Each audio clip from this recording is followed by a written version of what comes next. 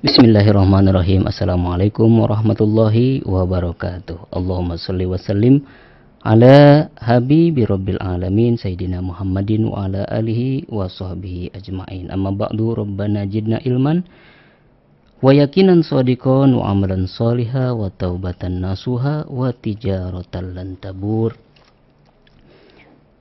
Ikhwan akhwat yang dirahmati Allah, alhamdulillah rabbil alamin. Di siang hari ini kita sudah kembali berada di pertengahan hari. Alhamdulillah Anda masih menyimak siaran radio Silaturahim untuk Islam yang satu melalui AM 720 Jakarta, 720 Semarang, 96,9 Sukabumi dan 104.3 Batam. Atau bagi Anda yang menyimak melalui website di www.radiosilaturahim.com.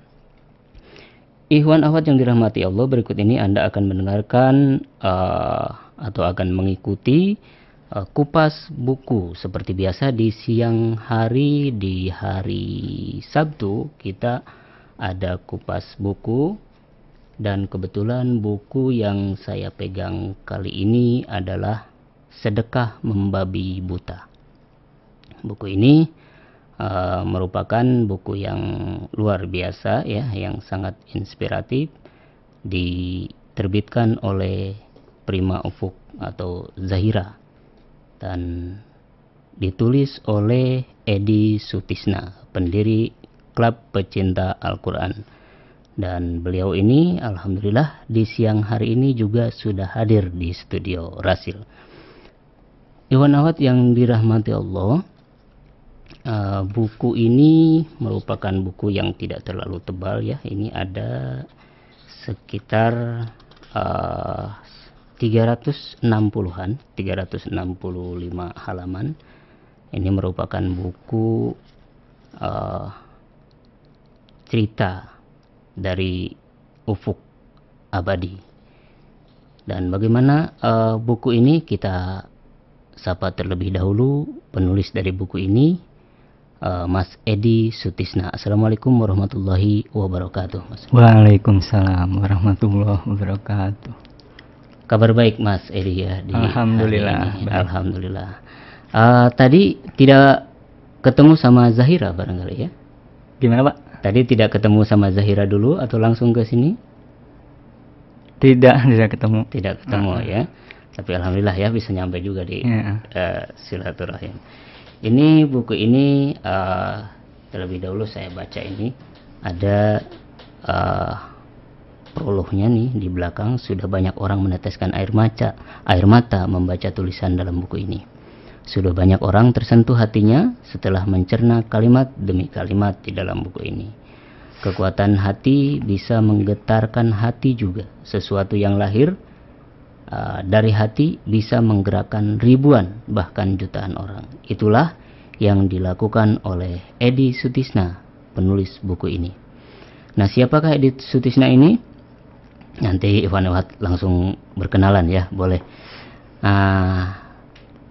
Kita di tengah kesulitan hidup, beliau malah memberikan semua harta yang dimilikinya.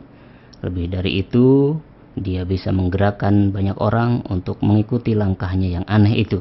Dia menggerakkan orang dengan kekuatan hati. Apa yang dimaksud dengan langkahnya yang aneh? Mari kita dengarkan uraian dari buku ini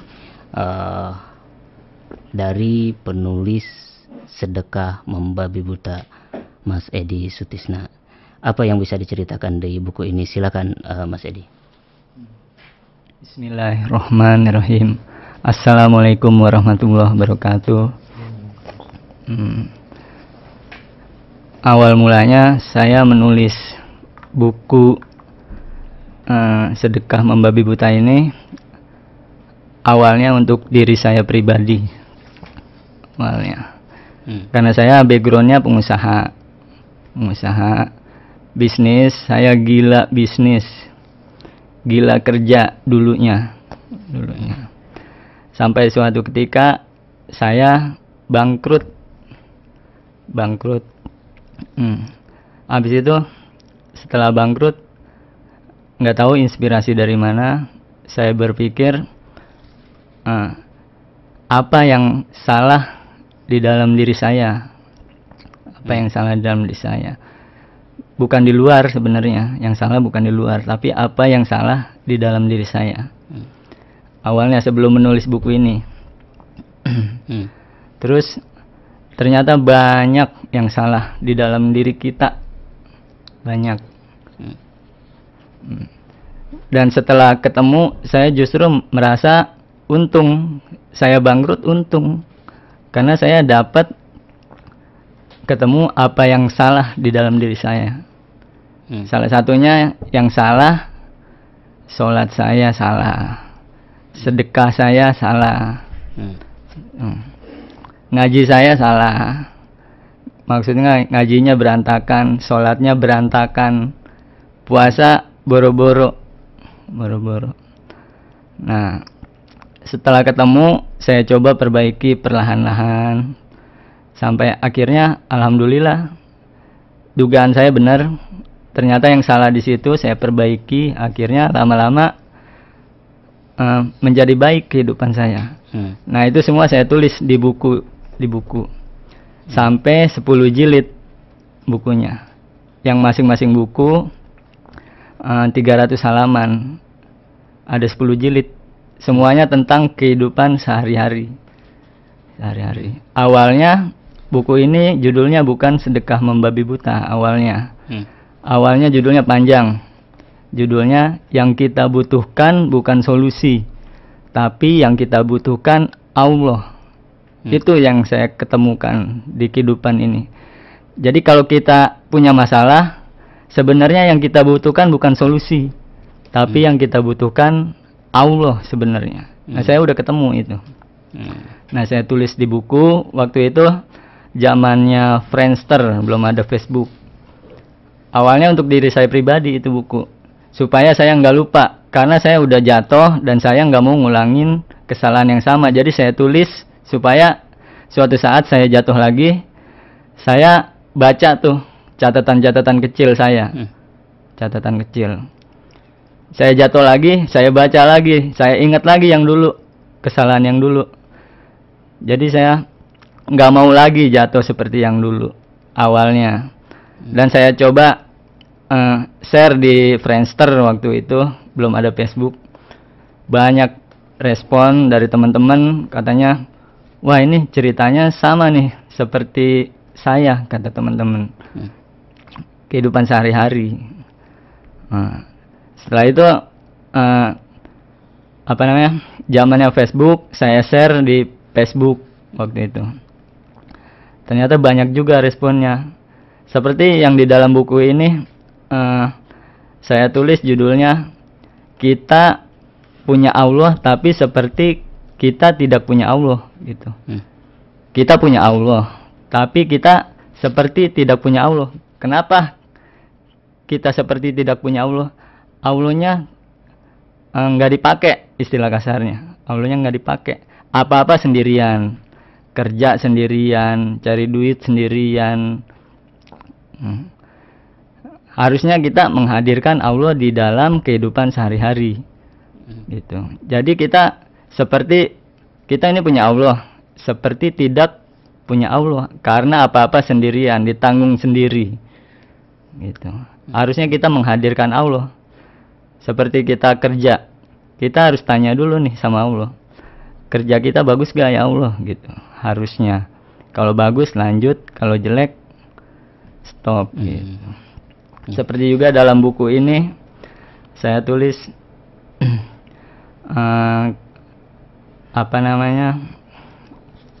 banyak sih. Salah satunya kalau yang tentang sedekah, apa tuh? Bisa disebutin Pak judulnya? Ya, ini di beberapa di halaman pertama ya, ini ada Allah, judulnya ini cukup dengan Allah saja nih. Nah, ada tentang Allah saja. Di situ kita berkenalan dengan Allah melalui Al-Quran. Allah itu siapa? Di buku ini sesuatu yang dasar-dasar, bahasanya juga bahasa ringan, bukan bahasa yang berat-berat. Gitu. Kemudian ini dapat apa dari dunia? Nah, salah satunya dapat apa dari dunia. Jadi ceritanya itu saya bertahun-tahun kerja 5 tahun. Sebagai apa waktu itu? Kita Waktu usaha itu, apa? Waktu itu saya kerja di Sudirman di PT. Saya basicnya IT. Saya waktu itu programmer. Waktu itu. Programmer ya. 5 tahun bekerja, tapi saya justru malah punya utang di perusahaan itu. Nah, di situ saya tulis 5 tahun bekerja, dapat apa saya dari dunia? Justru yang ada malah utang. Berarti kan ada yang salah gitu. Nah, saya tulis rangkaiannya di situ, detail. Baik, jadi kesimpulannya sebenarnya dari pekerjaan itu, kalau cuma mengikuti pekerjaan, tidak ingat Allah, kita tidak dapat apa-apa. Bukan tidak dapat apa-apa. Kalau kita kerja tanpa melibatkan Allah, kita seperti berjalan sendirian, seperti tidak memiliki Allah. Harusnya Allahnya kita pakai, bahasa kasarnya. Allahnya kita pakai, kita hadirkan di kehidupan kita harusnya. Kata babeku, aku budak. Kemarin iseng-iseng saya sengaja mengetes babe saya. Saya ingin mengetahui bagaimana reaksi babe saya ketika saya dipanggil olehnya. Saya tidak menyahut alias pura-pura mendengar seruan babe saya. Ini maksudnya gimana nih? Nah, waktu itu kan ini ceritanya cerita pribadi tentang saya pengen ngetes bapak saya, babe saya. Nah, saya di belakang rumah lagi nongkrong, lagi santai, dapat inspirasi ini. Suatu ketika babe saya, bapak saya manggil saya satu kali, Edi gitu. Terus saya pura-pura nggak dengar saya, pura-pura ini ya, pura-pura. Terus babe saya manggil lagi yang kedua kalinya, lebih keras dari yang pertama, Edi, kata dia. Saya namanya lagi ngetes, saya diem aja, nggak nyahut. Oh gitu, diem aja ya. Diem aja sampai yang ketiga kalinya bapak saya nyamperin sambil teriak persis di telinga saya, Edi, gitu. Kesel dia, kesel. Nah, saya dapat inspirasi itu babe saya manggil, saya nggak nyaut, dia kesel, nggak nyaut 2 kali, makin kesel. Saya nggak nyahut sampai ketiga kalinya, makin kesel dan kuping saya dijewer sambil diteriakin saya. Kamu budek ya, begitu kata dia. Kata babe saya, kamu budek ya, gitu.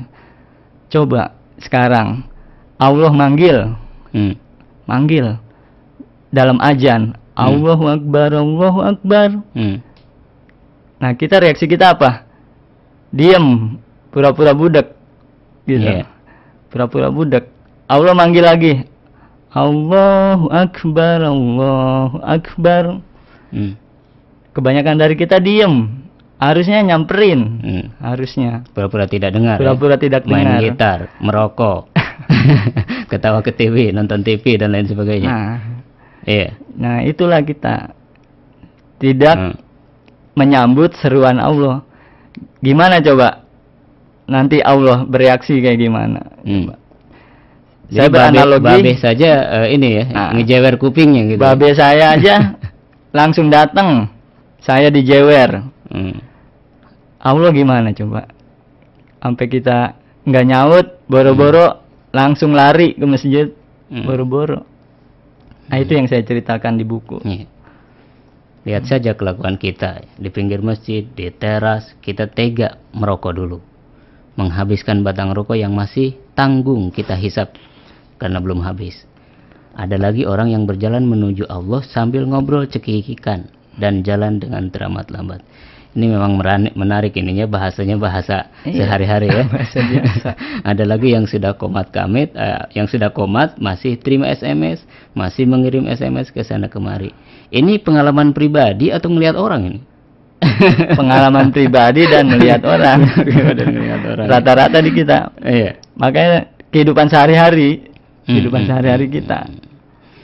Coba teman-teman yang di pendengar radio silaturahmi, apa reaksinya kalau azan berkumandang? Coba Apa reaksinya? Itu Allah lagi manggil. Lagi manggil, coba. Apa reaksinya? Itulah kita. Teman-teman coba kalau ibunya nyuruh atau bosnya nyuruh. Teman-teman yang udah kerja punya bos, bosnya nyuruh, coba reaksinya apa? Cepet. Tapi Coba kalau kalau Allah gitu ya. Allah nyuruh, Allah manggil, apa reaksinya? Itu kita itu yang salah itu. Yang salah. Iwan Ahwat yang dirahmati Allah, siapakah Edi Sutisna ini? Beliau seorang ayah ya, seorang ayah dari satu putra. Beliau lahir di Jakarta 19 Agustus tahun 82 dan sudah punya satu putri ya, dengan satu istri ya. Ini ada bisa Iwan Awad bisa dikontak di beliau di Facebook di http ya, www.facebook.com Edi Sutisna. Keren. Nah, seperti itu. Dan ini ada kejadian diceritakan di halaman 36 ya. Kejadian pertama, Allah hayya 'alas shalah, ayo kita sholat. Kemudian saya, entar dong ya Allah, saya lagi makan nih, tanggung. Allah tunggu aja dulu ya, setelah saya selesai makan baru saya menghadap Allah. Ya ampun, masa Allah disuruh nunggu. Ini kemudian kejadian 2. Allah hayya 'alas shalah, ayo kita sholat subuh misalnya. Terus saya, entar saja ya Allah, Allah nggak tahu apa kalau saya sedang tidur, kan saya capek habis begadang gara-gara lembur kerja. Ya ampun, lembur kerja prioritas utama dan Allah prioritas nomor sekian, bisa jadi tidak mendapat prioritas di diri kita. Ini sederhana tapi memang luar biasa. Ini bagaimana bisa seperti ini? Bisa seperti apa? Itu kita itu. Jadi sehari-hari kita ya seperti itu. Iya. Allah manggil, hayya 'alas shalah, kita lagi nonton bola. Lagi nonton sinetron. Allah disuruh nunggu. Hayya 'alas shalah, waktunya sholat zuhur. Nah, Allah suruh nunggu deh. Saya lagi sibuk kerja nih di waktu zuhur itu. Tunggu deh sampai kerjaan saya selesai. Nah, kita menganggap enteng gitu seruan Allah, padahal Allah manggil. Siapa Allah? Allah tuh pemilik langit dan bumi. Emangnya siapa disuruh nunggu kita lagi kerja? Emangnya siapa? Kita itu kayak gitu kelakuan. Kayak gitu. Saya keluar dari tempat kerja karena malu sama Allah. Malu bagaimana maksudnya nih? Nah, di buku saya tulis ada judulnya, saya keluar dari tempat kerja karena malu sama Allah. Suatu ketika saya kan dulu gila kerja, pekerja keras. Apapun perintah bos, saya bilang siap bos, siap. Apapun itu. Iya. Suatu ketika saya terhenyak gitu, terhenyak. Waktu saya di luar kantor, yang itu disuruh sama bos, suruh ngerjain sesuatu di luar. Terus suatu ketika, sewaktu saya di luar, saya ditelepon bos. Iya.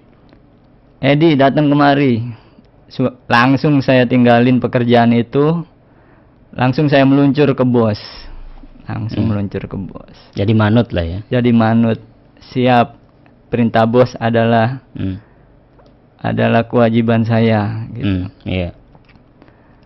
Nah, ada lagi saya lagi di kantor, saya lagi ngerjain kerjaan, bos manggil, saya langsung lari tempat bos gitu. Dan saya setelah kejadian itu di rumah saya berpikir, lah kenapa begini, kata saya. Saya kok sama bos seperti bos adalah segala-galanya. Bos adalah segala-galanya. Seperti hidup dan mati saya ada di tangan bos. Waktu itu kan saya karyawan. Hidup mati saya di tangan bos. Kalau bos nggak ngasih gaji, saya mati. Begitu pikiran saya. Nah, saya jadi malu sendiri. Allahnya di mana gitu? Allahnya di mana? Nah, dalam ajan tadi saya malah mengulur-ngulur. Allah manggil dalam ajan, saya mengulur-ngulur. Saya bandingin. Bos manggil, saya langsung siap sedia. Nah, itu yang saya malu. Saya langsung keluar dari tempat kerjaan tanpa kompromi. Nah, itu yang saya tulis. Terus kalau keluar dari tempat pekerjaan, bagaimana kelanjutannya? Usaha kita, maisha kita. Saya keluar dari tempat kerja. Setelah 2 minggu saya keluar, bos datang. Jadi saya sebelumnya bilang sama bos, saya malu. Saya nganggap enteng Allah. Saya gituin bosnya. Saya merasa bos adalah segala-galanya bagi saya. Ini serius, kisah nyata yang saya alami. Dan saya malu, saya mau keluar aja. Saya malu sama Allah. Nah, 2 minggu setelah keluar, bos saya datang. Saya pikir kan bos mau nagih utang. Saya waktu itu utang 3 juta malah. Saya kerja bertahun-tahun, malah ngutang saya. Dapat apa saya dari kerjaan itu? Malah ngutang. Bos datang, nggak taunya bukan nagih utang bos itu. Malah nyuruh saya kembali lagi ke tempat kerja. Kata bos begini, saya salut sama kamu, katanya. Kamu aja sama Tuhan kamu begitu tanggung jawab. Berarti saya berpikir, kata bos, apalagi sama pekerjaan kamu, gitu. Langsung saya dinaikin gajinya. Gitu. Nah, itu atas kemauan siapa? Kemauan Allah, penggerak hati manusia. Jadi kalau kita berani menuju Allah, Allah nggak akan segan-segan memposisikan kita sebagai insan utama di sisinya. Nggak perlu ngemis-ngemis sama manusia, nggak perlu. Itu ceritanya. Ini ada cerita di halaman 58 ini. Guru ngaji dipukuli warga karena mencuri uang di kotak amal. Ini bagaimana ini? Itu kisahnya udah lama banget waktu saya kuliah. Kalau nggak salah saya saya waktu itu refreshing ke Bogor waktu itu. Ke Bogor. Nah, suatu ketika saya patungan sama anak-anak, hampir ada 2 juta tuh dari uang patungan.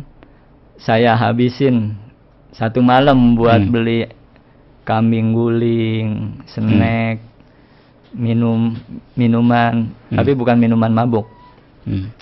Minuman buat minum sama kambing guling biasa, happy gitu.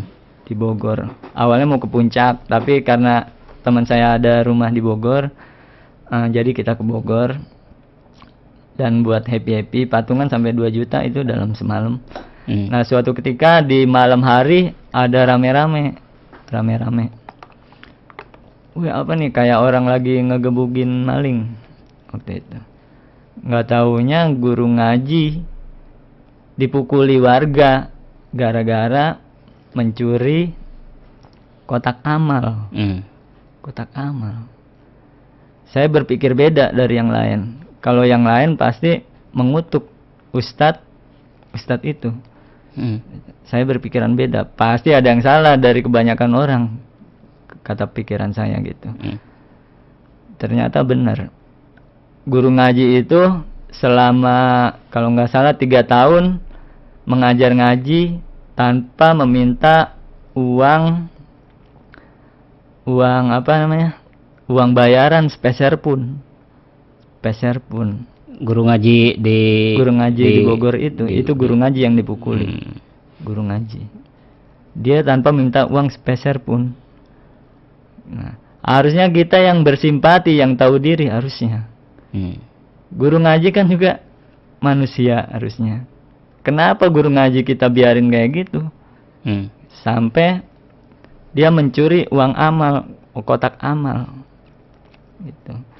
Yang itu salah untuk apa katanya mencuri itu? Memang butuh dia, butuh untuk bayar utang, karena hidup sehari-hari butuh makan dan dia utang sana sini. Utang sana sini ada itu guru ngaji kayak gitu. Harusnya kita yang peduli. Kita kan pengennya yang gratisan. Udah dapat ilmu dari guru ngaji nggak ada yang merhatiin. Itu. Nah, sampai suatu ketika guru ngaji itu bilang ke warga kayak gini. Bilang apa ya? Demi Allah katanya, akan saya ganti semua uang kotak amal. Uang kotak amal itu yang dia curi berapa itu? Berapa itu? Dan saya happy menghabiskan 2 juta semalam. Happy. Guru ngaji itu cuman mencuri kalau nggak salah berapa ratus ribu. Cuma 300.000 ya kalau di sini. 300.000 mencuri digebugin. Kurang lebih 300.000. Selama dia mengajar selama 5 tahun kalau di sini, betul ya? 5 tahun nggak dibayar, mencuri kotak amal 300.000. Harusnya kan fungsinya kotak amal salah satunya untuk guru ngaji, salah satunya. Kenapa nggak dibayarin?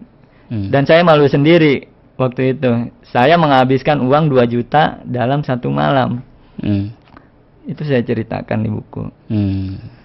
Kayak gitu. Terus apa yang menjadi menginspirasi selanjutnya setelah kejadian itu? Yang menginspirasi, ternyata guru tersebut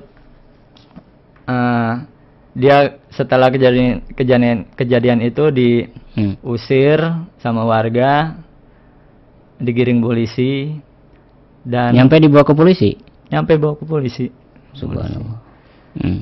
Dan apa namanya, warga merasa nggak ada yang bimbing lagi,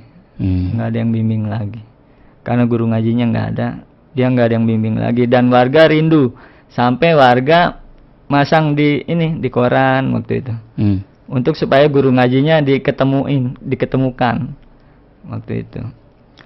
Akhirnya nggak ketemu. Setelah beberapa tahun gurunya balik lagi, dia menepati janjinya. Nah, dia bayar uang yang waktu itu dia ambil. Terus warga minta guru ngajinya balik lagi. Guru ngaji udah nggak ridho sama warga. Udah nggak mau ngajar di situ. Nggak mau ngajar di situ lagi. Guru ngajinya. Subhanallah. Ini ada dialog di halaman 62. Wahai kamu Edi, kemana saja kamu selama ini, hah? Lihat sang guru, dia manusia, dia bukan benda mati yang tidak butuh makan, dia bukan meja, dia bukan kursi, dia bukan robot. Robot saja butuh makan ya, makanannya bensin atau aki atau batu baterai gitu. Ini ada dialognya. Nah, kemudian wahai Edi, bukankah dia itu fakir dan miskin? Bukankah dia berhak mendapatkan sedekah dari kotak amal? Subhanallah, setelah saya pikir-pikir lagi, si guru ini bukanlah dalam kategori mencuri, karena salah satu fungsi kotak amal ialah sedekah untuk orang-orang fakir miskin. Cuma caranya saja salah barangkali ya. Tidak tepat. Nah, kemudian ini banyak sekali ini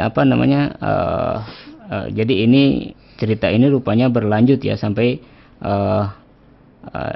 ketemu pada akhirnya dia membayar utang itu. Nah, ini dicari tahu terus itu pada saat itu. Penasaran, dicari tahu terus. Saya cari tahu.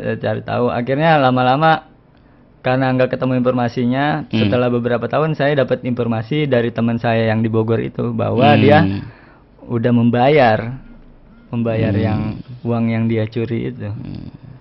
Bayar. Iya. Baik.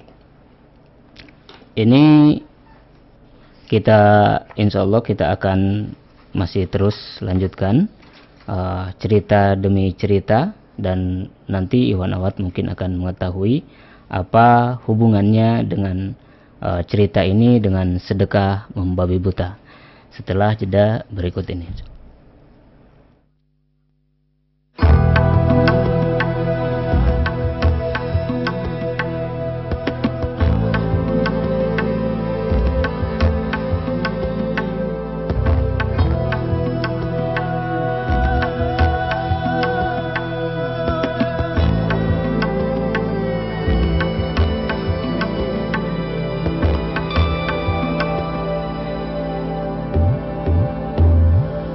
Tak satu pun orang bisa menjamin dirinya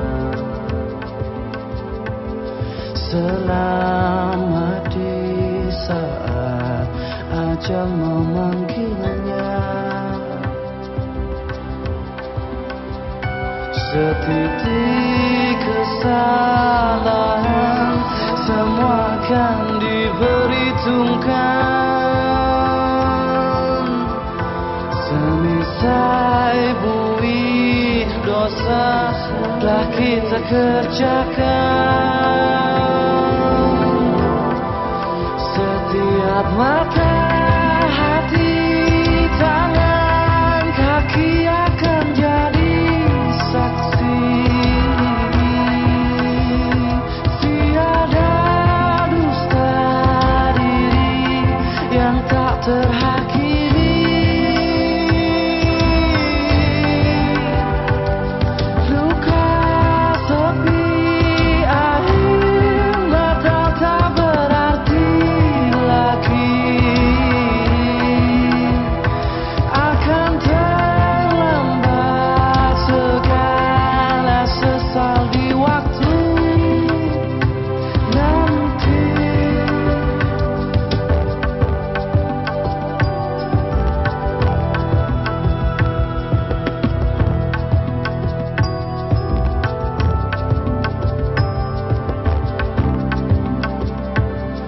Allah mohon jangan hukum kami dari dosa. Ampuni kami karena tak mungkin kami sanggup menahan pedih. Setitik rahmat yang kau beri lebih dari segalanya. Setitik ampunanmu kan menghapus dosa kami. Karena mata, hati, tangan, kaki akan jadi saksi. Tiada dusta diri yang tak terhakimi. Luka sepi air mata tak berarti lagi. Akan terlambat segala sesal di waktu nanti. Mata, hati, tangan, kaki akan jadi saksi. Tiada dusta diri yang tak terhakimi.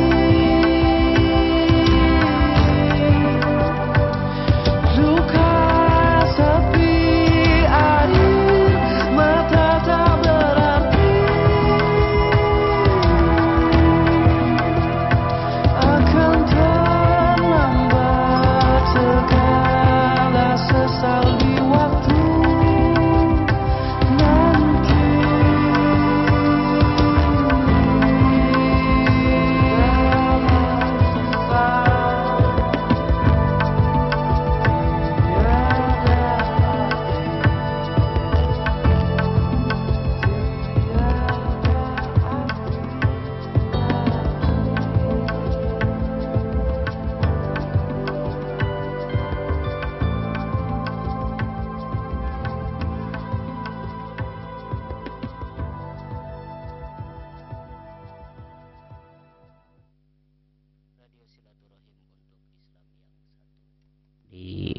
siang hari ini Ikhwan Akhwat tengah mengikuti kupas buku Sedekah Membabi Buta. Bagi Ikhwan Akhwat yang ingin berpartisipasi atau ingin bertanya, silahkan melalui 0218451512 atau melalui SMS seperti biasa di 08111999720. Baik, Mas Edi, sebelum kita lanjutkan, kita boleh ke pertanyaan dulu, ya. Dari tidak ada namanya ini. Assalamualaikum warahmatullahi wabarakatuh, Mas Edi. Bagaimana bisa mencintai Al-Quran dengan sabar dan ikhlas, menjalani hidup sesuai dengan firman-Nya? Oh, mungkin ini, bagaimana bisa mencintai Al-Quran dengan sabar dan ikhlas, menjalani hidup sesuai dengan firman-Nya? Silakan. Saya sebenarnya bukan ustadz ya, tapi paling tidak ada pengalaman untuk yang dituangkan di dalam buku ini misalnya, Mas Edi. Paling menurut versi saya aja, bagaimana mencintai Al-Quran dengan sabar dan ikhlas. Mencintai Al-Quran dengan sabar dan ikhlas, sesuai apa? Sesuai dengan firman-Nya. Iya. Ya kan, kita ini produknya Allah gitu. Kita produknya Allah. Iya. Seperti apa namanya?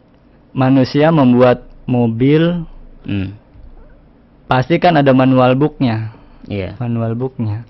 Iya. Nah, kita produknya Allah. Allah bikin manual booknya, yaitu Al-Quran, manual booknya.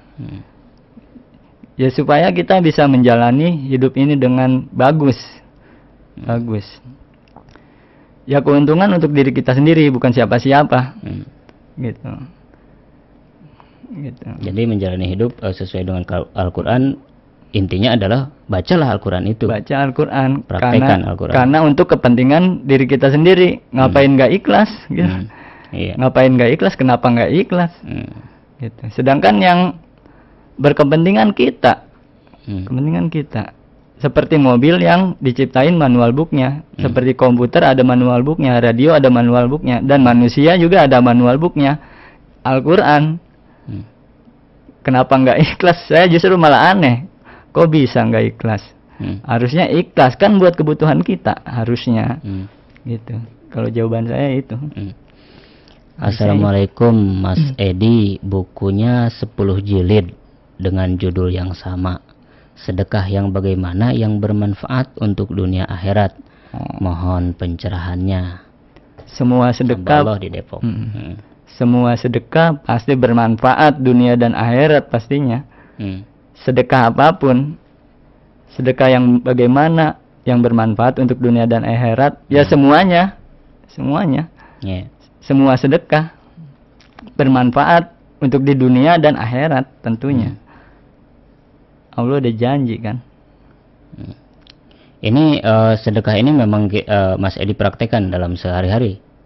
Pastinya. Alasan apa? Ketika alasan saya untuk tidak bersedekah, nggak punya alasan seperti itu ya, untuk tidak bersedekah.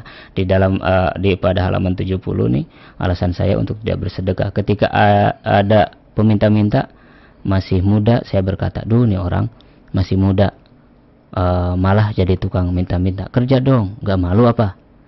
Nah, ketika ada peminta-minta tua atau setengah baya, pasti nih tukang minta-minta lebih kaya dari saya. Pasti nih tukang minta-minta rumahnya gede nih di kampungnya. Itu memang pekerjaan dia sehari-hari. Meminta-minta, uangnya dia kumpulkan buat bikin rumah, buat beli mobil, untuk ditaruh di kampung. Enak banget. Tinggal menengadahkan tangan lalu dikasih duit.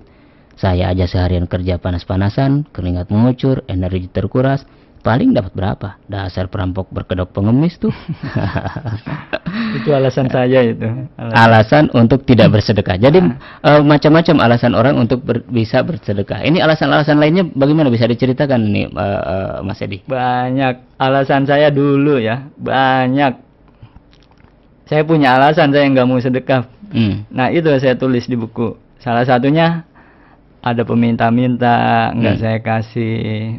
banyak alasannya. Hmm. Tapi setelah itu bukan saya doang yang punya alasan, Allah juga punya alasan, Rasul juga punya alasan. Coba dibandingin, apa alasan Allah dan Rasul? Di situ ada tuh di buku. Coba Pak. Perumpamaan orang-orang yang menafkahkan hartanya di jalan Allah adalah serupa dengan sebutir benih yang menumbuhkan 7 bulir. Pada setiap bulir 100 biji. Allah melipat gandakan ganjaran bagi siapa saja yang Dia kehendaki, dan Allah maha luas karunia-Nya lagi maha mengetahui. Ini alasan Allah pada surat Al-Baqarah ayat 261 yang Mas Edi tulis di Allah buku punya ini. alasan. Seperti itu. Masih banyak sebetulnya ya. Rasul pun punya alasan. Dan alasan Allah dan Rasul lebih banyak daripada alasan saya untuk tidak bersedekah. Jadi saya malu lagi di situ di buku. Gitu. Iya. Assalamualaikum. Apa yang Anda harapkan setelah orang membaca buku yang Anda tulis ini? Dari Ibu Ati di Depok. Harapan saya sebenarnya ini, saya berharap sama diri sendiri, bukan untuk orang lain sebenarnya.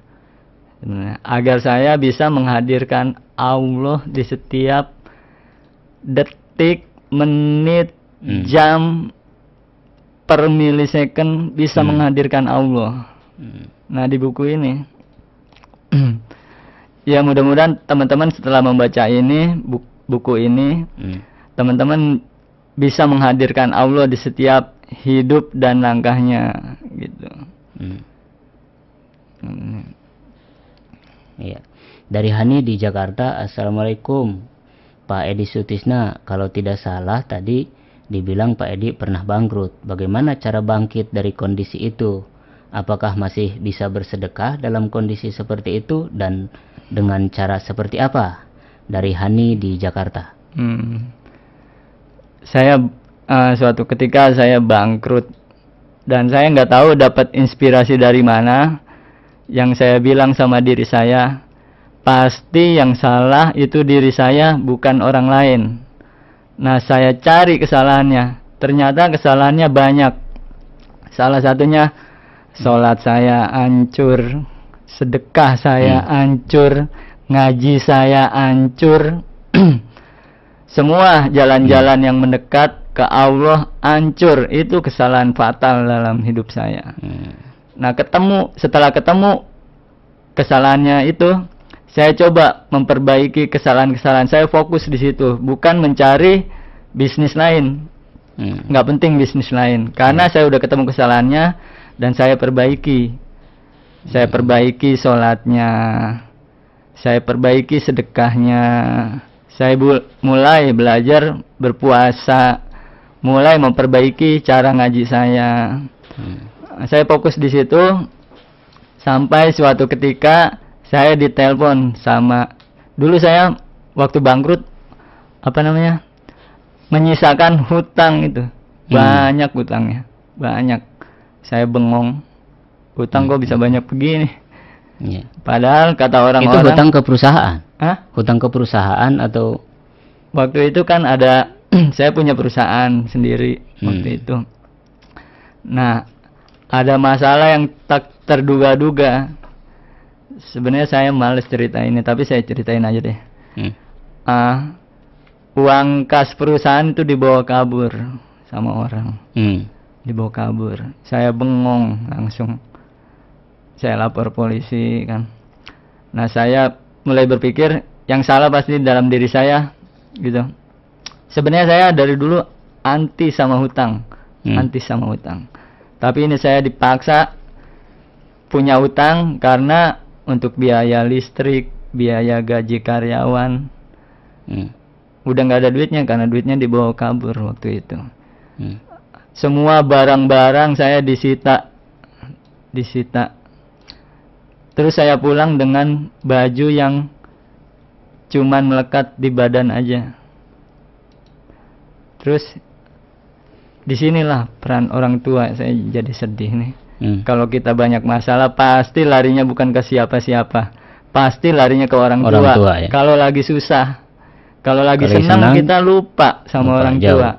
Ini diri saya ini, diri saya. Lagi bangkrut, habis total. Saya lari ke orang tua. Yang namanya orang tua, subhanallah.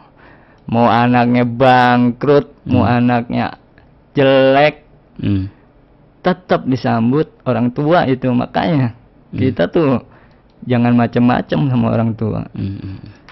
Saya lari ke orang tua, saya cerita sama orang tua, saya nangis. Orang tua tetap nyambut, saya makin sedih. Nah, setelah saya perbaiki kesalahannya yang itu, beberapa bulan kemudian saya lagi fokus di perbaikan diri. Suatu ketika saya ditelepon pejabat, untuk ada proyek waktu itu. Proyek di IT, karena saya pengusaha IT. Telepon sama pejabat, saya cerita sama pejabat tentang kondisi saya. Ternyata pejabat itu kasihan sama saya. Kasihan dia. Siapa ini yang membolak-balik hati? Siapa? Allah. Langsung saat itu juga saya dibayarin utang saya sama pejabat. Langsung. Karena apa? Karena saya berani menuju Allah. Saya tinggalin semua urusan yang nggak penting, saya perbaikan diri, itu yang paling penting. Didatengin pejabat dalam sehari, inilah mungkin ini namanya kun fayakun mungkin. Langsung sehari enteng bener tuh pejabat. Dalam 1 hari utang saya lunas. Langsung saya sujud syukur ke Allah. Dan mulai saat ini saya nggak mau jauh lagi dari Allah. Itu yang saya inginkan. Mudah-mudahan bisa istiqomah. Saya nggak mau jauh-jauh lagi dari Allah. Saya udah kapok, hancur. Dan itu semua saya tulis di dalam buku. Sebenarnya itu untuk diri saya sendiri. Tapi sekarang udah jadi buku, teman-teman bisa baca tuh kisah-kisahnya. Itu kisah nyata. Dan bukan kisah saya doang, ada yang curhat sama saya. Saya kasih sharing, masukan. Nah, saya tulis juga di buku dan sampai 10 jilid itu. Assalamualaikum warahmatullahi wabarakatuh. Saya dari hamba Allah di Batam. Kami terharu kepada Anda, masih muda, sudah takut kepada Allah. Semoga Anda istiqomah, karena sosok seperti itu sangat dibutuhkan. Dari hamba Allah di Batam. Ada tanggapan? Iya, alhamdulillah, terima kasih.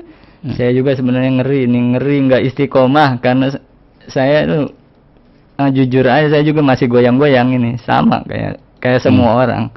Ya mudah-mudahan kita istiqomah. Makanya saya tulis di buku supaya sewaktu saya goyang, saya baca lagi. Itu buku sering saya baca itu. Buku tulisan saya sendiri, tapi saya sering bacanya. Karena supaya saya nggak lupa gitu. Teman-teman boleh tuh ikutin trik apa yang saya lakukan. Teman-teman kalau ada masalah tulis di buku kecil. Nanti supaya sewaktu-waktu teman-teman keluar dari jalur bisa baca kisah Anda sendiri gitu. Itu tips and trick untuk saya pribadi sebenarnya. Nah, saya tuangin dalam buku. Iya, demikian ya Ibu hamba Allah di Batam. Ibu Reni di Cinangka. Assalamualaikum warahmatullahi wabarakatuh. Subhanallah, bukunya keren banget. Saya berusaha mengikuti langkah Mas Edi. Moto saya tiada hari tanpa sedekah. Doain ya Reni di Depok. Ada tanggapan, silakan Mas Edi. Ya, insya Allah, amin. Ya, doain saya juga. Jangan minta didoain, saya juga minta doanya buat teman-teman semua. Sama-sama berdoa lah ya. Iya. Assalamualaikum, Pak Edi. Sekarang usaha apa ya? Saya pun juga ingin jaga sholat berjamaah. Dari Alfa di Batam. Saya sekarang lebih enak dagang saya. Dagang saya. Jadi kalau dagang kan bisa buka kapan aja, nutup kapan aja. Jualan apa sekarang Mas Edi? Saya jualan aksesoris komputer saya di mall. Dulu saya rental. Sempat juga jualan bakso saya, jualan gorengan sempat. Saya nyari-nyari apa nih yang cocok nih untuk saya biar bisa kan kata Allah gini, carilah apa namanya, kejarlah akhirat tapi jangan lupakan dunia. Itu akhirat harus dikejar, dunia cuman hanya jangan lupa gitu. Jangan dibalik ya. Kalau kita biasanya dibalik, kejarlah dunia tapi jangan lupa akhirat. Padahal Allah nyuruhnya kejarlah akhirat tapi jangan lupakan dunia gitu. Jadi harusnya akhirat prioritas. Akhirat dikejar harusnya. Dunia cuman jangan lupa gitu aja. Nah, saya coba mau menerapin, makanya saya cari-cari usaha apa yang pas nih. Saya dulu dagang gorengan, dagang somai saya pernah. Tapi kok dagang somai capek, bikin bumbunya ribet. Akhirnya saya sekarang dagang di mall biar enak gitu. Ibadahnya enak, nggak keteteran. Dunia mah hanya jangan lupa dunia mah, tapi akhirat yang harus dikejar. Itu Allah yang bilang di Al-Quran. Suatu ketika teman saya mengajak saya untuk jaga stand di pameran JCC ya, JCC. Pusatnya pengadaan pameran di Jakarta. Menurut informasi dari teman saya, acara pembukaannya dihadiri oleh Wakil Presiden Republik Indonesia yang waktu itu dijabat oleh nggak usah disebutin ya. Wah, ketika itu saya senang banget. Acara tersebut dihadiri oleh Wakil Presiden Republik Indonesia gitu. Hari gini bisa ketemu Wakil Presiden, wah langsung wow dah. Kebetulan sekali waktu itu saya jadi panitia. Dalam hati, wah bisa foto-foto nih, numpang tenar, kali aja presiden ngasih duit, hehehe, ngarep. 2 minggu sebelum acara dimulai, lokasi disisir dan diamankan oleh petugas yang badannya besar-besar, intel, polisi, bodyguard lainnya. Wah, banyak benar pengawalannya dan sangat aman kondisinya. Padahal masih 2 minggu lagi acaranya akan dimulai. Tapi orang-orang sudah pada sibuk mempersiapkan kedatangan beliau. Duh. Saya melihat petugas-petugas sangat sibuk sekali, berlari ke sana kemari, gerakannya cepat, sigap dan tangkas. Wow, ini pertama kalinya saya melihat cara kerja yang amat profesional, cepat gerakannya dan sangat terampil. Dilanjutin? 1 minggu sebelum acara dimulai, semua orang tidak dipersilakan masuk. Tidak boleh memasuki ruangan acara. Termasuk saya panitianya juga tidak diperbolehkan masuk demi keamanan, kata petugas. Saya bincang-bincang dengan salah satu petugas intel yang badannya gede benar di luar gedung. Nah, kira-kira apa nih ritual penyambutan wakil presiden di halaman 81? Apa yang Anda ingin ceritakan di peristiwa ini, Mas Edi? Nah, itu di buku saya ada judulnya Ritual Penyambutan Wakil Presiden. Jadi hanya wakil presiden aja yang mau datang dalam acara. Apa coba persiapannya? Berbulan-bulan sebelumnya udah disiapkan semua. Beberapa bulan sebelum kedatangan presiden, semua lokasi diamankan. Diamankan. Itu ritualnya itu. Ritualnya.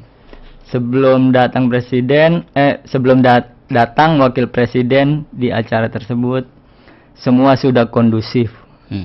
Semua sudah kondusif. Sebelum datang wakil presiden ke acara tersebut, semua harus rapi, semua harus siap, semua harus keren dalam berpakaian, istilah kasarnya. Nggak boleh pakai kaos oblong, nggak boleh pakai sendal jepit dilarang masuk. Nah, itu ritualnya. Nah, di sini saya mau ngebandingin sebelum datang wakil presiden aja udah kayak gitu persiapannya, apalagi datang presidennya. Nah, kita gimana cara kita menyambut Allah gitu? Cara kita menyambut Allah gimana? Cara kita menyambut wakil presiden, cara kita menyambut presiden udah sebegitu pentingnya untuk kita. Coba gimana cara kita nyambut Allah? Coba pada mikir ya gimana cara. Ya itu kita asal-asalan cara nyambut Allah. baju yang habis kerja keringetan nggak kita ganti. Itu cara menyambut Allah kayak gitu. Kita itu. Coba. Baju yang masih kotor, baju bekas kerja, bau keringat, kita langsung menyambut Allah dengan kondisi itu. Kaos oblong, nggak wangi gitu. Itu cara kita. Harusnya kan kita penguasa langit dan bumi, pengen datang di waktu sholat. Kita seharusnya persiapan. Sebelumnya kita siap-siap nih, sebelum azan harusnya kita siap-siap. Kita nyambut ini, nyambut Allah, nyambut penguasa langit dan bumi. Apalagi di sepertiga malam Allah turun. Enggak kita sambut, kita tidur. Allah turun itu tiap malam di sepertiga malam. Kita nyambutnya apa? Dengan iler, dengan bunyi ngorok. Allah turun, kita sambut kayak gitu. Coba bayangin, penguasa langit dan bumi kita sambut kayak gitu. Kita tuh seperti nganggap enteng Allah gitu, seperti nganggap sebelah mata ke Allah gitu. Subhanallah. Assalamualaikum Pak Edi, bisa bantu saya di panti asuhan pesantren yatim supaya anak-anak lebih baik. Cerita tentang Mas Edi diperlihatkan di depan anak-anak. Nah, ini beliau ngasih nomor telepon juga. Baik, ya nanti akan di share ya nomor telepon di klub pecinta Al-Quran yang dikelola oleh Mas Edi Sutisna ini. Di akhir acara nanti akan di share ya Pak Askar di Bekasi. Kemudian juga untuk masalah yatim piatu juga insya Allah ya akan ada santunan 1000 yatim yang juga diprakarsai oleh klub pecinta Al-Quran dan gerakan sedekah membabibuta.com. Ini insya Allah rapatnya besok juga akan ada rapat hari Minggu besok ya. Hari Minggu besok di Taman Bunga Wiladatika Cibubur. Bagi ikhwan akhwat yang mau menjadi donatur atau yang mau jadi panitia ya, atau mau jadi relawan atau mau jadi apa saja dah boleh datang ya. Boleh datang besok di Taman Bunga Wiladatika Cibubur, ketemu dengan teman-teman di klub pecinta Alquran.com dan gerakan sedekah membabibuta.com insyaallah. Jadi kita di bulan Ramadan ini insya Allah akan mengadakan santunan 1000 anak yatim. Ini santunan rutin. Biasanya kita tiap tahun rutin 1000 anak yatim kita santunin. Nah, budget per anaknya 150.000 gitu. Nah, 150.000 itu untuk kasih paket bingkisan anak-anak, kasih amplop untuk buka puasa, untuk manggil tim dongeng, hiburan buat anak-anak. Insya Allah di pertengahan Ramadan ini tanggal berapa? 13 Juli insya Allah di Taman Bunga Wiladatika. Kita juga mengundang buat teman-teman pendengar untuk acara ini. Informasinya bisa dilihat di website www.klubpecintaalquran.com. Dan besok hari Minggu akan diadakan rapat ketiga untuk acara santunan 1000 anak yatim ini di Wiladatika tersebut. Kita undang teman-teman yang mau datang, yang mau jadi panitia atau jadi relawan atau jadi apa aja atau pengen silaturahmi, silakan datang, kita ngundang. Ya. Ini ada beberapa testimoni yang dimuat di buku ini, diantaranya dari Yudi Rohmat ya. Inspirasional, sangat kentara. Mas Edi ini punya muatan dan kandungan kalbu yang mendalam. Saya juga punya muatan batin terhadap apa yang Mas Edi tulis. Kalau sedikit diedit pasti jadi cerpen yang menarik dengan tulisan yang rapi. Quranic Explorer akan saya arahkan untuk menjadi penerbit buku yang dimiliki bersama oleh semua SQI ya, sahabat Quranic Explorer. Saya hanya pelayanannya. Kemudian ada dari siapa ini? Auf Fahris. Ini teman-teman di mana ini? Teman-teman di mana-mana itu. Di mana-mana ya. Testimoni yang melalui blog gitu ya. Iya. Kang Edi, moga tetap istiqomah dengan jalan yang ditempuhnya dan makin banyak lagi catatan yang menjadi inspirasi. Sungguh Allah tidak akan menyia-nyiakan orang yang mendekat kepadanya. Subhanallah.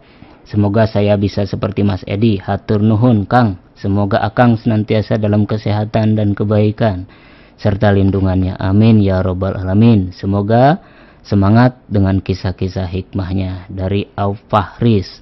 Ini memang Kang Edi ini lahir asli Jakarta, mengetahui seluk-beluk baik yang baiknya maupun yang buruknya di Jakarta barangkali ya. Tapi orang tuanya Cirebon ya. Cirebon. Orang tuanya di Cirebon. Ini adalah di sini teman-teman Iwan Awad bisa mendapatkan di buku ini ada juga biografinya ya, sedikit biografinya tentang beliau ini. Nah, baik, ini ada dari hamba Allah. Subhanallah walhamdulillah wala ilaha illallah wallahu akbar. Apabila kita kejar akhirat pasti dunia akan mengikuti. Ya, ada tanggapan silakan. Ya pastilah kita kejar akhirat, dunia ngikutin kan. Allah yang bilang kejarlah akhirat tapi jangan lupa dunia. Ya. Jadi akhirat yang harus dikejar harusnya, jangan dibalik. Kejarlah dunia, berantakan kejar dunia, akhiratnya berantakan. Subhanallah, sesungguhnya solatku, ibadahku, hidupku dan matiku hanya untuk Allah Tuhan semesta alam. Barang siapa yang menyebut la ilaha illallah dengan ikhlas pasti masuk surga. Ini ada judul ilmu ikhlas. Ini apa maksudnya? Yang mana tuh? Ada judul, salah satu judul ilmu ikhlas ya, oh, bisa iya. diceritakan? Ilmu ikhlas ya, saya bercerita tentang orang yang ikhlas. Di situ saya berikan 3 orang yang semuanya ikhlas.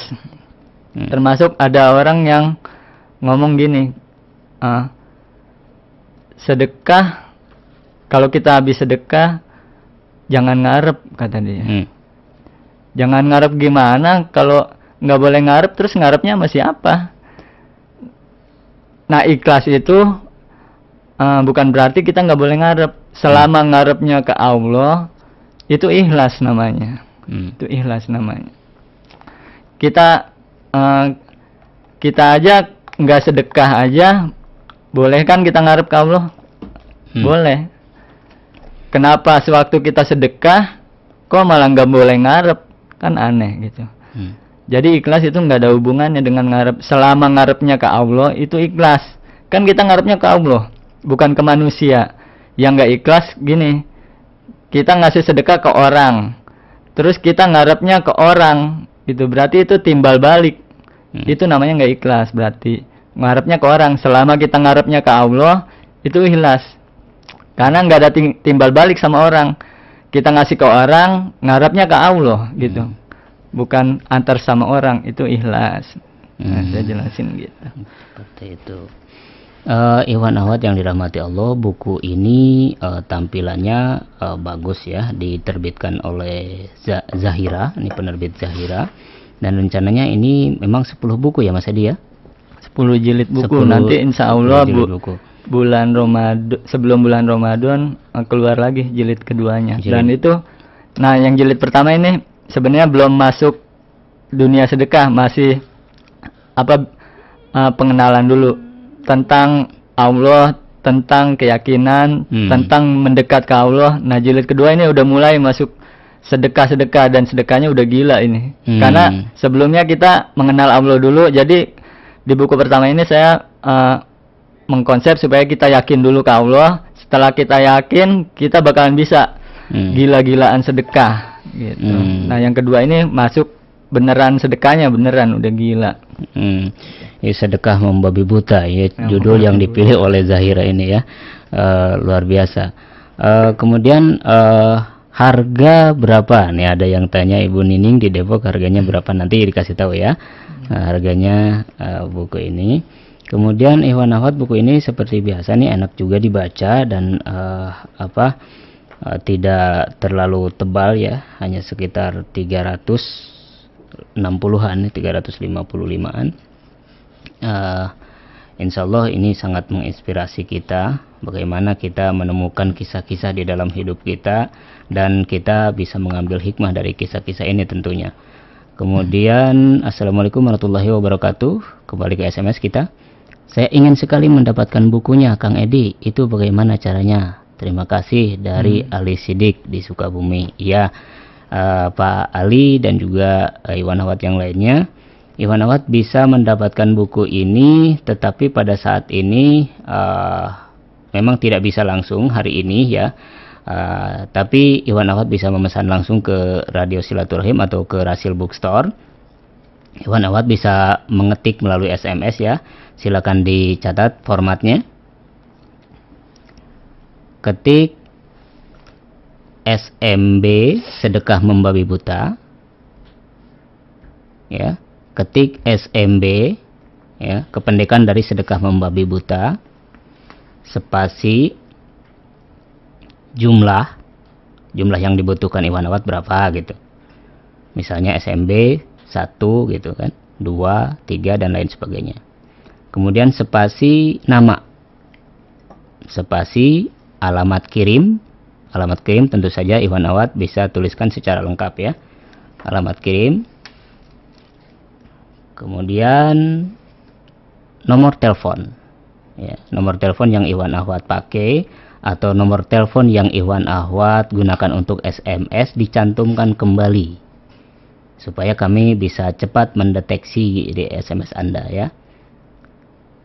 Terus kirim ke 081295111720. Kirim ke 081295111720. Sekali lagi ketik SMB spasi jumlah spasi nama spasi alamat kirim atau alamat lengkap Anda, buku ini mau dikirim kemana, kemudian nomor telepon Anda ya. Setelah itu kirim SMS ke 081295111720. Seperti itu. Sekalian ingin saya sampaikan kepada Iwan Ahwat yang selama ini menjadi sahabat setia Rasil Bookstore ya, atau pelanggan Rasil Bookstore. Apabila Iwan Ahwat sudah menjadi pelanggan, sudah transfer dan lain sebagainya, jangan segan-segan untuk menyampaikan keluhannya atau menyampaikan apa yang belum dilayani ke nomor telepon 021 51 25 9885 atau 021 36 154 777 ya, seperti itu. Nomor telepon yang tadi Iwan Ahwat tidak bisa dipakai telepon. Yang akhirnya 720 Iwan Ahwat hanya bisa pergunakan untuk SMS saja ya. Bagi Iwan Ahwat yang pernah pesan buku yang di kami belum tersedia bukunya atau kehabisan stoknya, insya Allah catatannya masih ada. Jadi Iwan Ahwat tinggal mengingatkan saja kepada kami, nanti yang belum terkirim insya Allah akan kami kirimkan bukunya. Dan Iwan Ahwat mungkin ini waktunya sudah di penghujung. Barangkali Mas Edi mau menyampaikan pesan atau apa kepada Iwan Ahwat mengenai buku ini, silakan. Pesan apa ya?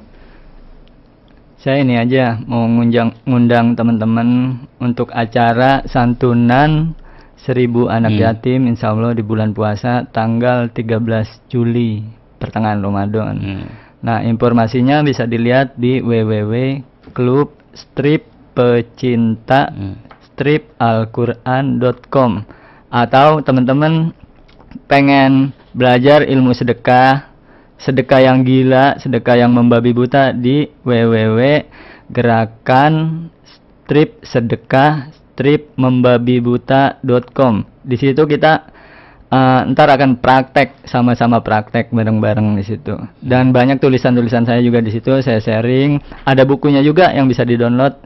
Nah, salah satunya ada buku tentang teman-teman mau umroh atau haji. Saya ada metodenya, bisa di-download di situ. Ya. Ya, demikian ya Iwan Awad. Bagi yang bertanya tadi, harga bukunya, ini harga bukunya 65.000 ya Iwan Awad. Insya Allah bisa didapatkan di Rasil Bookstore Iwan Awad, bisa datang langsung ke Rasil. Insya Allah tersedia setelah hari Senin nanti, dan atau melalui pesan SMS seperti tadi, insya Allah akan kami kirimkan ke alamat Anda. Dengan terlebih dahulu Anda akan dibimbing untuk transfer ke rekening Rasil Bookstore. Demikian ikhwan akhwat yang dirahmati Allah, semoga buku ini bermanfaat dan menginspirasi kita semua bagaimana menjalankan kehidupan yang penuh permasalahan ini. Padahal sebenarnya permasalahan itu mendidik kita kalau kita mampu menyikapinya dengan baik. Saya Rian Mulyana undur diri, mohon maaf atas segala kehilapan. Subhanakallahumma wa bihamdik, asyhadu an la ilaha illa anta wa natubu ilaik. Salamullahi alaikum warahmatullahi wabarakatuh. Waalaikumsalam.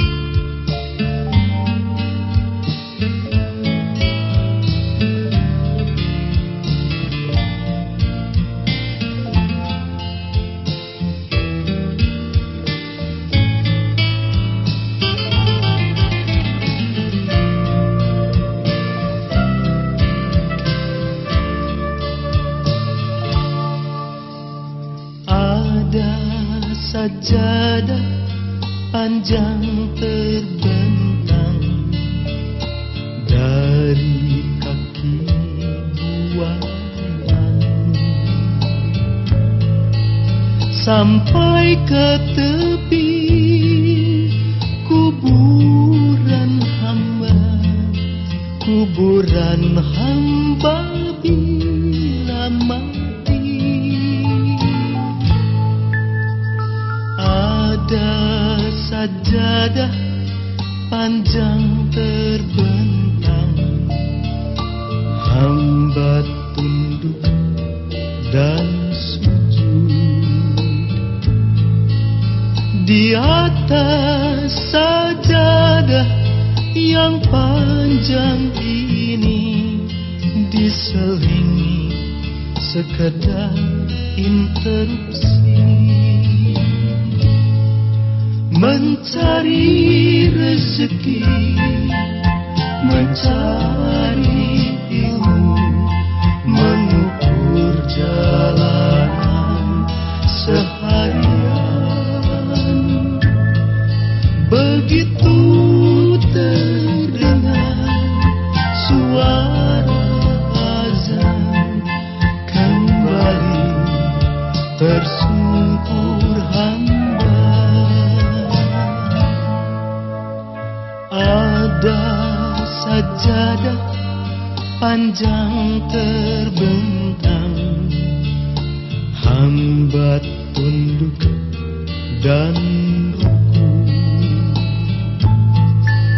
hamba sujud tak lepas kening hamba, mengingat di kau sepenuhnya.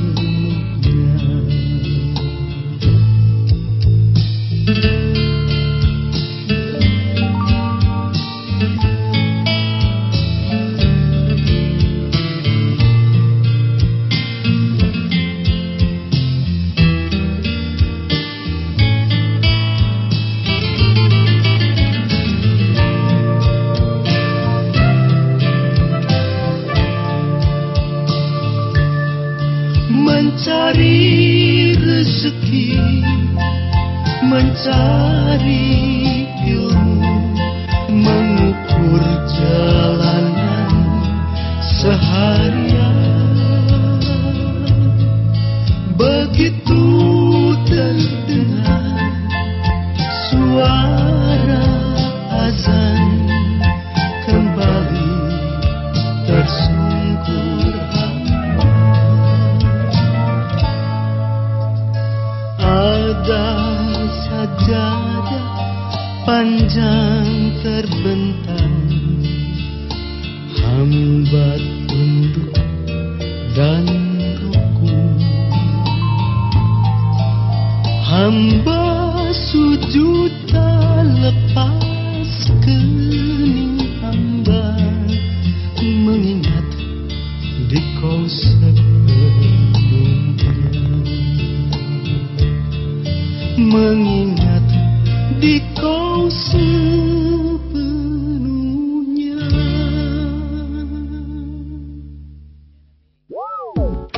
listening to Radio Silaturahim for United Islam.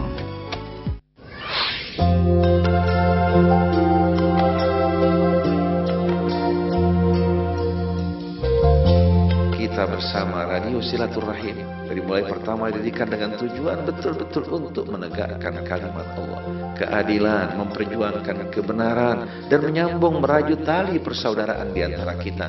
Tidak melihat kelompok, golongan, sekte, mazhab. Kita berjuang untuk tanah air kita, bangsa kita, saudara kita tanpa kefanatikan. Sesama saudara kita walaupun berbeda agama, mereka mempunyai hak yang sama. Demikian pula di antara sesama orang yang beriman, kita saling mencinta, bekerja sama, menunjukkan di hadapan umat beginilah Islam yang sebenarnya. Dan beginilah umat Islam yang dijadikan sebagai sebaik-baiknya umat yang dikeluarkan bagi umat manusia. Mudah-mudahan kita bersama seluruh para pendengar, seluruh anak bangsa kita ini, Allah satukan hati kita, rapatkan barisan kita, dan dapat membuat kita saling menghargai dalam perbedaan pendapat, dalam prinsip yang sama, Tuhan yang sama, Nabi yang sama, kitab yang sama, keimanan yang sama. Dan biarkanlah Allah Subhanahu wa ta'ala yang membalas amal setiap orang.